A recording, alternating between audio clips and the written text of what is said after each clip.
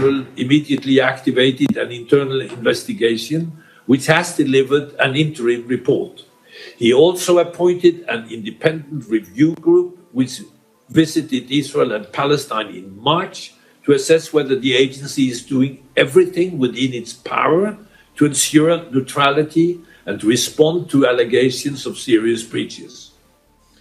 Mr. President, Resolution 2334, the Security Council called upon all states to distinguish in the relevant dealings between the territory of State of Israel and the territories occupied since 1967.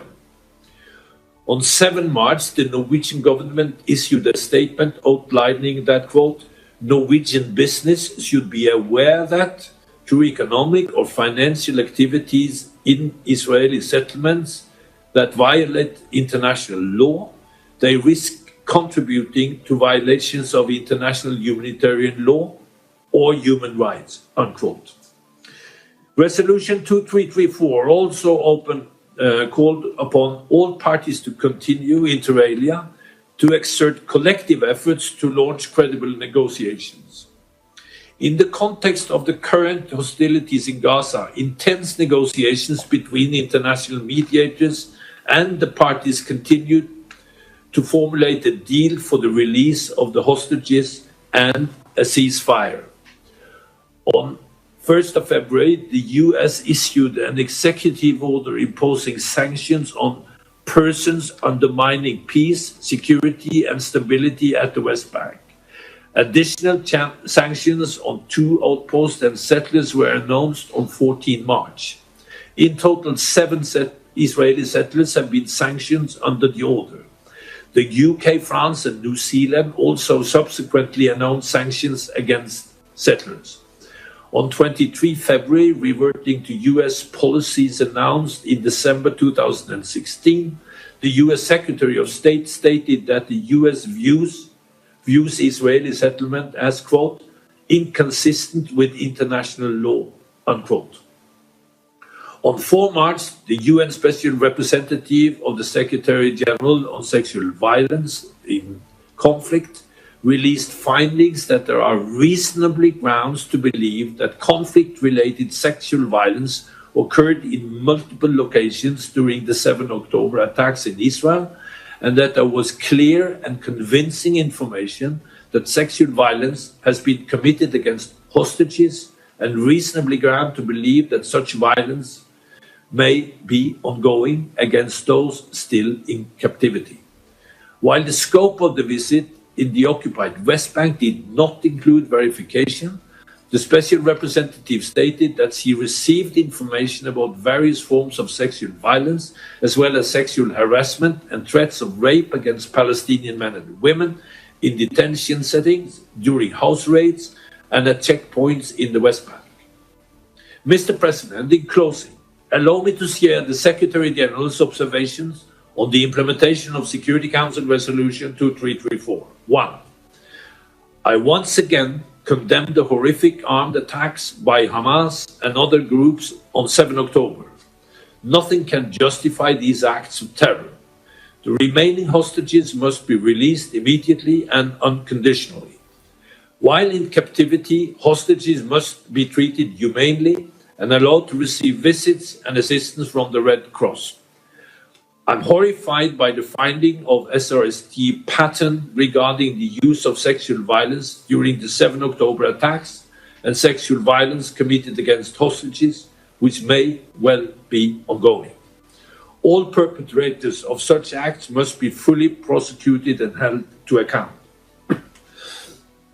As hostilities continue, I reiterate there is no justification for acts of terror that were committed and the deliberate killing, maiming, and abduction of civilians and other protected personnel, and using sexual violence against them.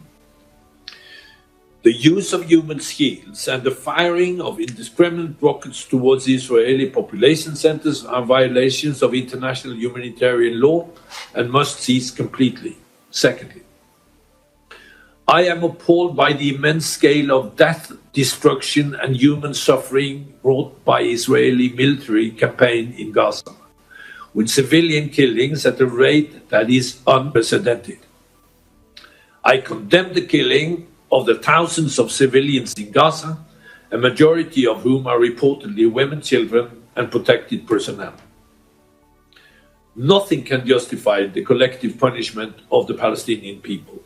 I am concerned over what may be violation of international humanitarian law, including possible non-compliance with the requirements of distinction, proportionality, and precautions in attacks.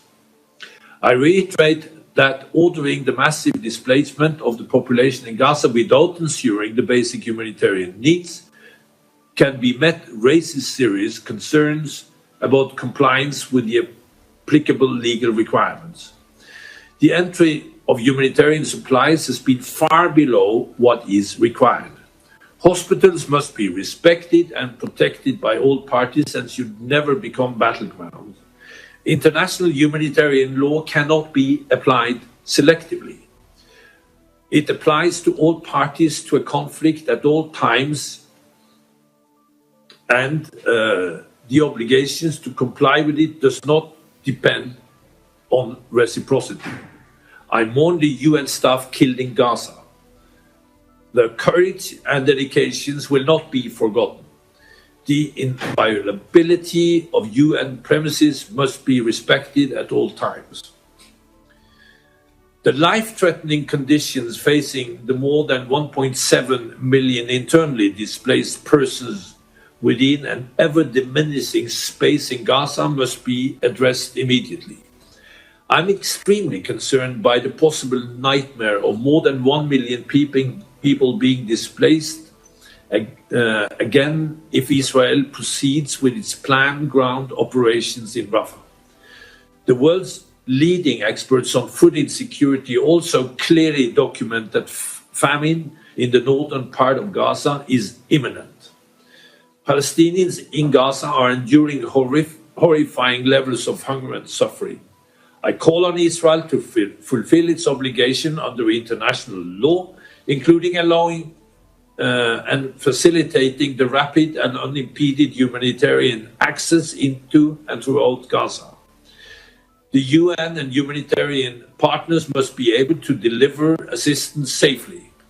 This means that humanitarian locations, movements, and workers must be protected more effectively, and that the UN be allowed the equipment it needs to increase staff safety.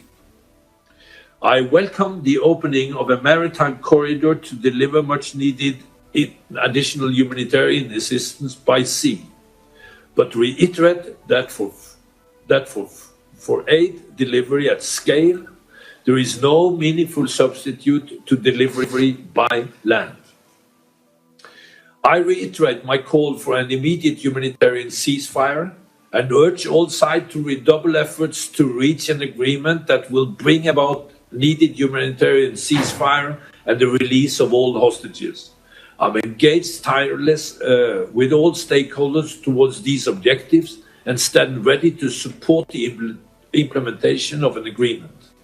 I welcome the effort, including by Egypt, Qatar, and the US, to reach a deal. I am deeply concerned by continued high level of violence and casualties in the occupied West Bank, including East Jerusalem and Israel.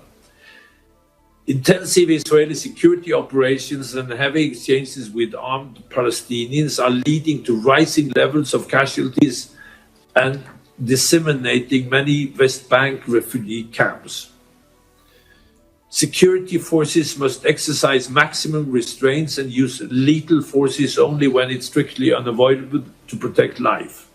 I call on Israel to abide by its obligation under international law, including with regard to proportionality use of force, and ensure thorough, independent and prompt investigations into all instances of possible excessive use of force, holding those responsible to account. I'm alarmed by the attacks carried out by Israeli settlers against Palestinians, including in the proximity of Israeli security forces. I urge Israel, as the occupying power, to take immediate steps to abide by its obligations under international law, to protect the Palestinian population against all acts or threats or violence. I note the measures announced by several council members and other states against extremist settlers. Attacks by Palestinians against the Israelis must also cease.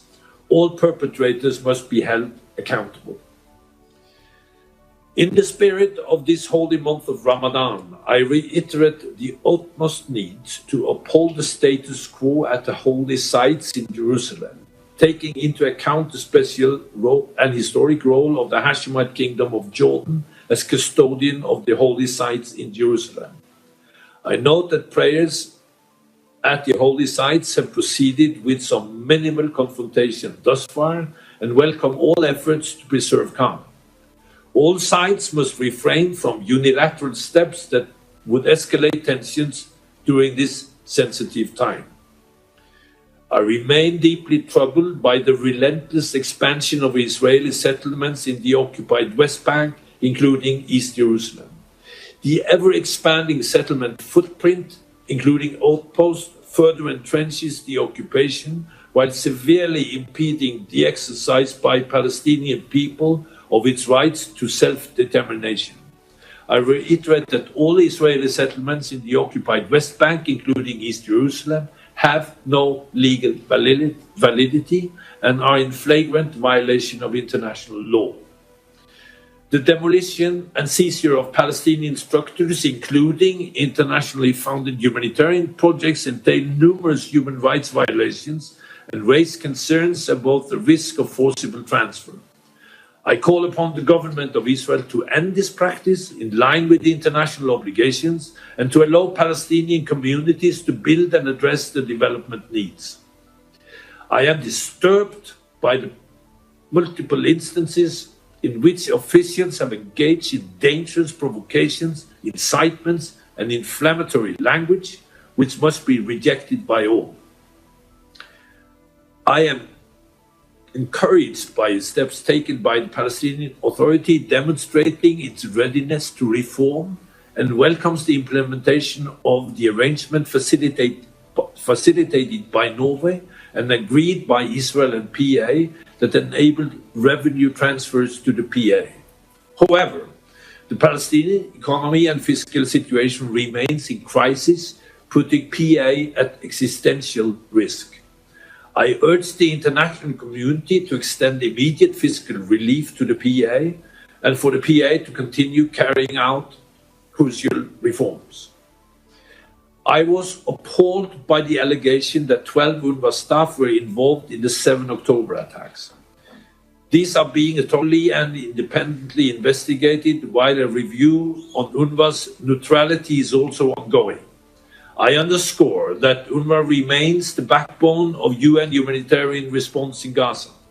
The agency remains indispensable and irreplaceable, a lifeline for millions of Palestinian refugees and critical for regional stability. I welcome the resumptions of funding by some donors and continue to call on donors to resume funding, as the continuity of UNRWA operations must be guaranteed. The enormity of the humanitarian, security and political challenges we are faced with requires a collective, creative and immediate response. We must urgently address the catastrophic humanitarian situation in Gaza. I regret that despite intensive diplomatic efforts, we have not seen an agreement on a ceasefire and the release of hostages. It is also important to support efforts to strengthen the PA to enable it to effectively govern across the whole of the OPT. Ultimately, any substantial solution for Gaza and the broader Israeli-Palestinian conflict is political. It is imperative to set the condition for an agreed political framework that can outline tangible, irreversible steps towards ending the occupation and establishing a two-state solution, Israel and Palestine, of which Gaza is an integral part, living side by side in peace and security on the basis of UN resolutions, previous agreements and international law, with Jerusalem as the capital of both states. Thank you.